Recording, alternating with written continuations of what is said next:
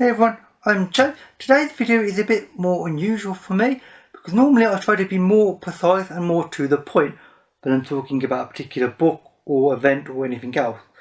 But in this video is going to be more of a chat and a more of a ramble, as the title suggests, because the WorldCon was frankly so brilliant and I loved it so much that for me to be really precise and accurate about it, frankly it's just not going to happen. I'm still on a high about the fact I went to America and went to the WorldCon, and there's no way I'm going to be able to keep my thoughts that organised. So hence I'm just going to do it a little bit more random, although it's still going to be as organised as I'm able to make it, considering I'm on a massive high and I'm still barely able to take in that I actually have done what I've done in the last week and a half. Anyway, WorldCon 76 was held in San Jose, California in America. I travelled there on Tuesday the 14th of August and I came back on Tuesday the 21st, although I actually left on Monday, but what with time zone differences and the plane flight, it made a difference.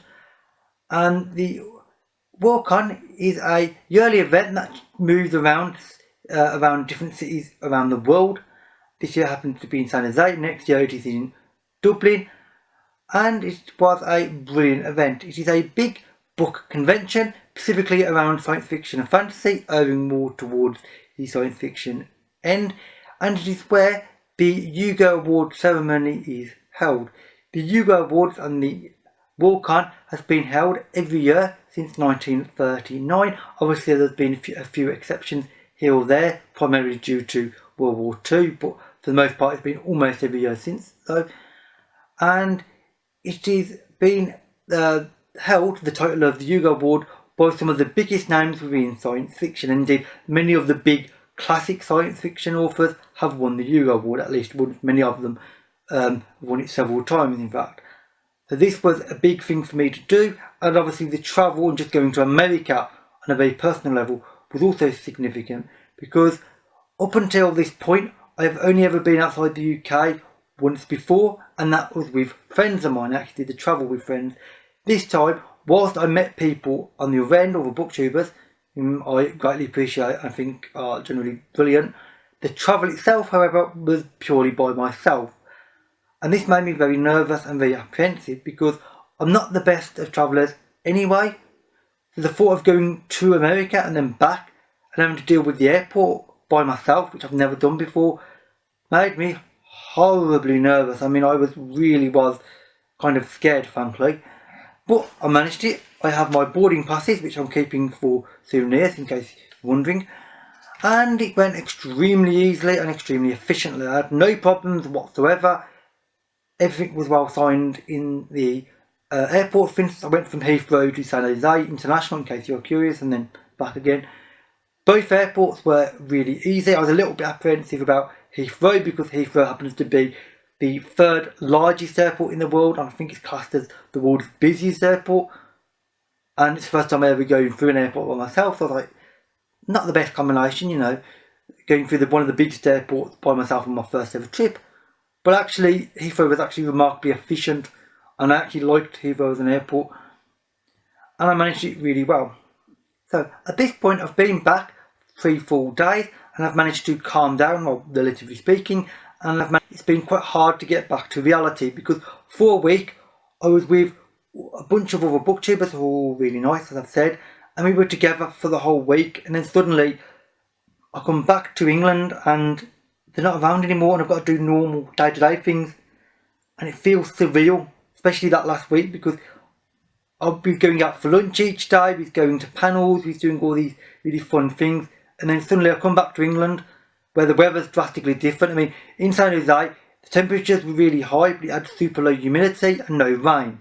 So I was actually enjoying the fact that it was actually hot weather, which for me is unusual. And now we've got sort of medium temperatures, fairly high humidity, and lots of rain. Not keen on the humidity, although frankly, not having rain in San Jose was weird.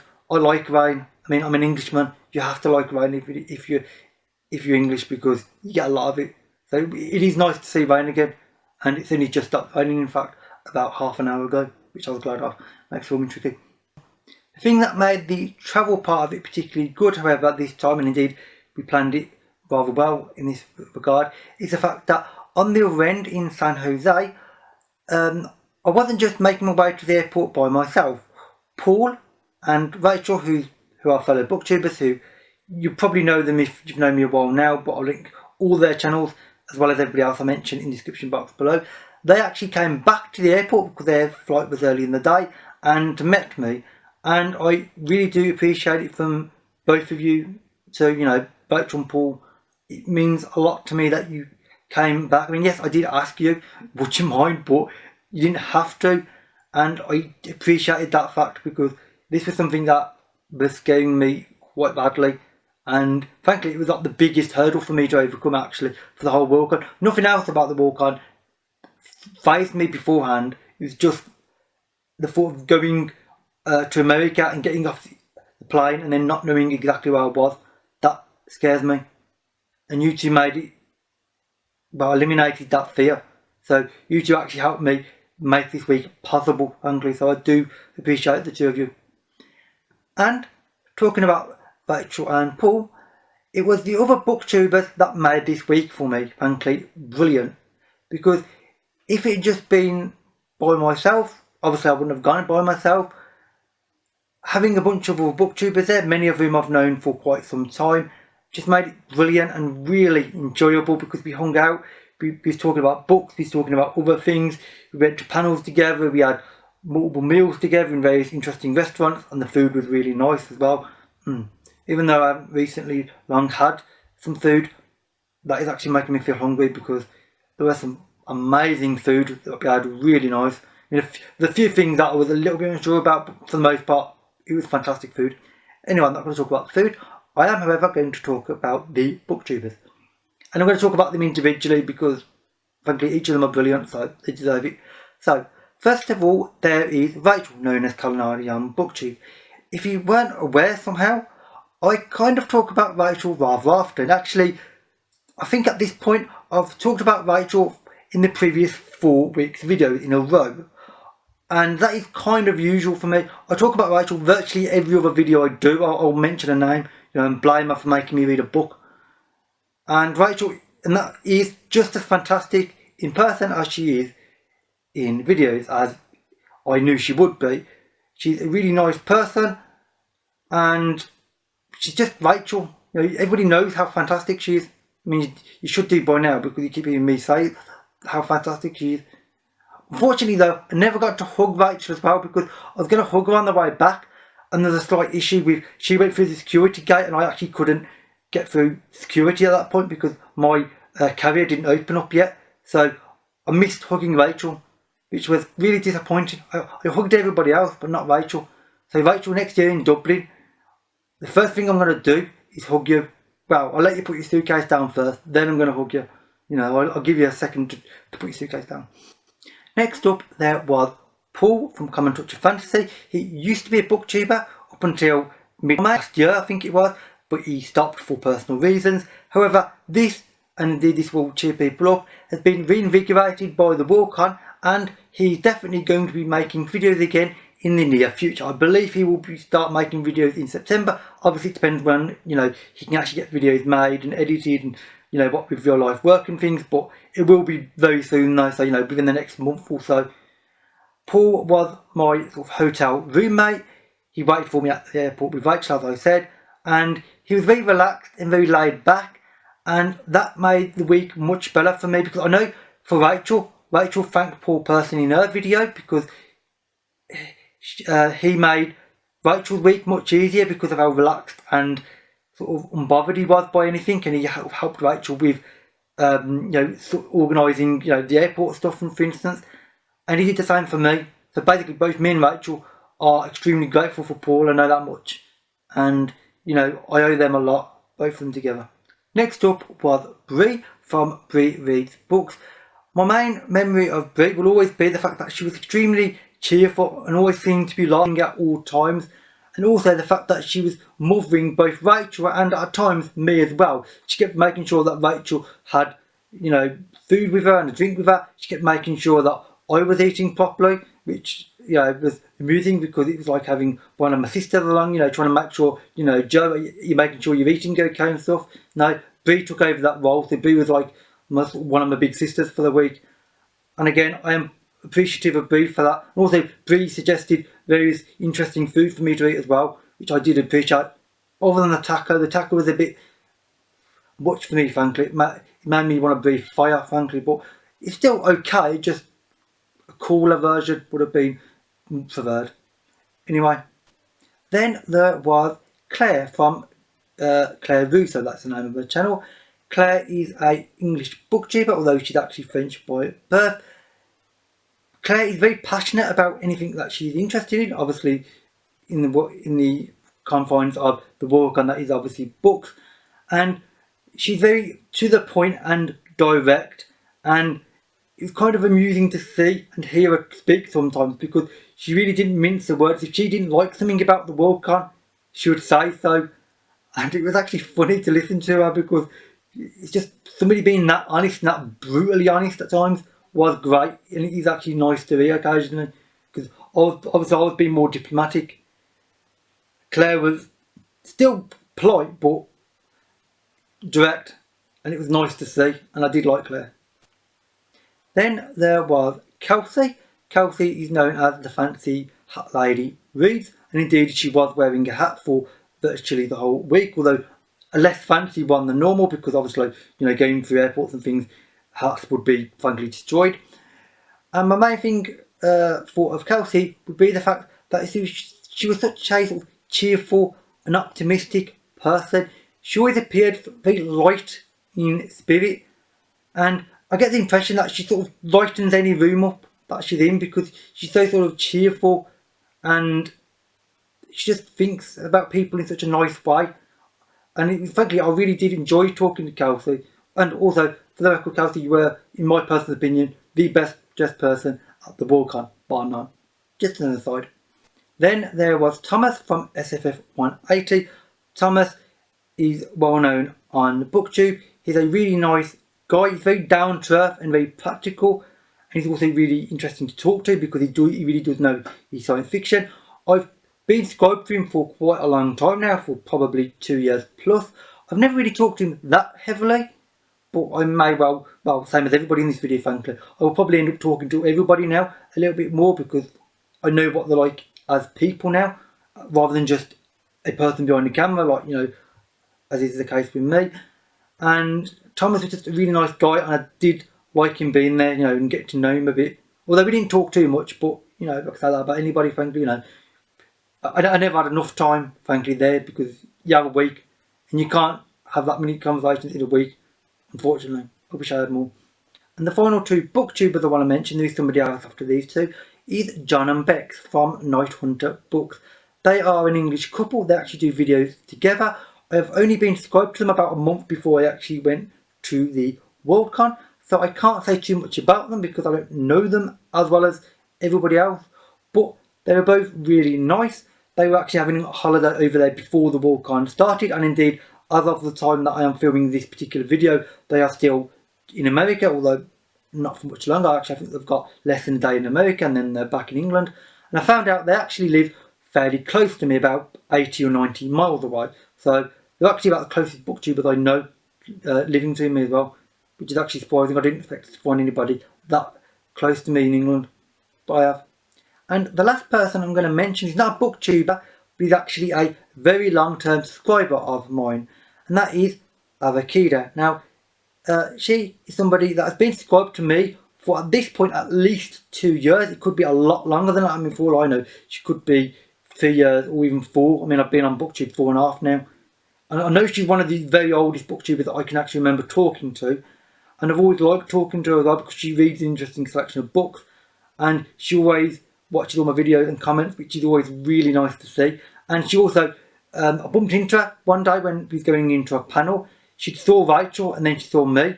And she's really excited to see us. We were excited to see you, by the way. Can I just point that out? You know, seeing somebody that we have known for so long comment on our videos was really nice for me personally. I mean, for the record, you were the only person to recognise me on that whole week. Rachel kept getting recognised non-stop by everybody. Rachel was like he's basically booktube royalty as far as the Worldcon goes. Me, it was just you, and I do appreciate that no end. And it was strange though when you asked me to sign your Worldcon art book, because nobody's ever asked me to sign anything before, unless it's financial or government related. So that was strange. Although it was it was a nice honour, so I do appreciate it. And I'll talk to you in the comments anyway, because I know you're bound to comment on this video because, well, you're in it as such. So now that I've talked about the actual people that I was with Worldcon, I should now actually talk about the Worldcon itself a little bit, because that's kind of important, I suppose. And first of all, I'll do a quick sort of day by day itinerary of what I did and what I experienced, and I'll be looking down for my notes for this. On the Tuesday, that's when I arrived, Rachel, Paul and I, we went to the Tech, which is a science museum. They have a Body Worlds exhibit there. I'll let you Google that. It's a exhibit where they have people displayed and without skin on and things. It sounds really creepy, and some people might not like it because it would freak some people out. Personally, it didn't bother me, and I know it didn't bother Paul or Rachel too much. And I thought it was really interesting, and they had some interactive displays. At one point, me and Rachel were there at this table with these wooden building blocks, and the two of us got really into building this big arched bridge on this table and trying to pop it up, and then Paul was trying to help us. And I think Paul was actually then laughing at us because us two really got into it, and I think it was presumably amusing to see. But just, us two, we go to America and the first thing we do is play with essentially kind of like giant building blocks, as you do. On the Wednesday, Rachel, Paul, me and Bree, as Bree turned up on the Wednesday, we went to the Winchester House, which is something that I'm not going to describe in detail. It's supposedly a haunted house, and frankly, when Bree originally told me that she wanted to go there, and I looked it up online, I was like, I'll go. I didn't want to, spoil anything, but it didn't excite me very much, because I was like, really, a haunted house? I don't like haunted houses and sort of that sort of thing. It just, to me, it's kind of a load of rubbish. But I thought, it still could be interesting. But I'm actually really glad that I went, and I'm grateful for you, Bree, for you wanting to go, because it really was actually far better than I would have ever guessed, because they weren't sort of advertising too heavily as being this weird haunted house. It was a strangely built house, and our guide, which we went on to like a walking tour for an hour, she was sarcastic and she made the tour fun, and it was interesting, and they didn't overemphasise the spooky part. It's more just a weirdly strange house that seems to have quite a lot of randomness about it, which I appreciated far more, and I actually enjoyed that a lot. The Thursday was primarily occupied by the fact that we went to the dealer's room, which is basically a big room in one part of the convention centre, where there is multiple sellers, many of them local but not all of them local, bookshops and things, where they have small stands and you can buy books. So basically it's a giant bookshop with, as well, you can buy jewellery. There is themed clothing, hats, which obviously you can't help thinking of Kelsey when you think of that, because Kelsey was obviously highly interested in the hats. I did indeed buy books, and I did indeed blame and thank Rachel for making me buy those books. There will be a separate video for that later this week. There's also an art show on the Thursday as well, which was really interesting as well, and some of the others brought those things as well, but I'll let them talk about that in their videos. If they've got videos up at this point, I'll link their Worldcon videos in the description box below as well. There'll probably be a lot of links actually in this video. So Friday and Saturday were what I think of as the sort of full-on Worldcon days, because we went to lots of panels, and the panels were really, really interesting because, and I will talk about a few of them now. One of them was about anthology creation that had Ellen Datlow on it, and it's just really interesting to see how not just her but the other people like John Joseph Adams picked their stories for anthologies and collections, and how they sort of dealt with anthology creation and how they thought up themes and such. That was really interesting.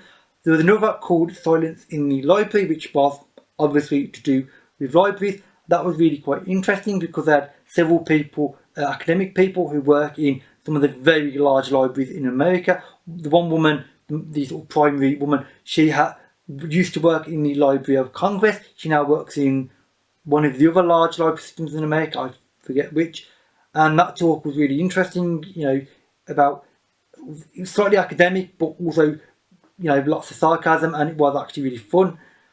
There was a Mexican female horror writers panel, which was quite interesting because there were 3 authors that I've never heard of before, suggesting books and authors of many other people whom I've never heard before.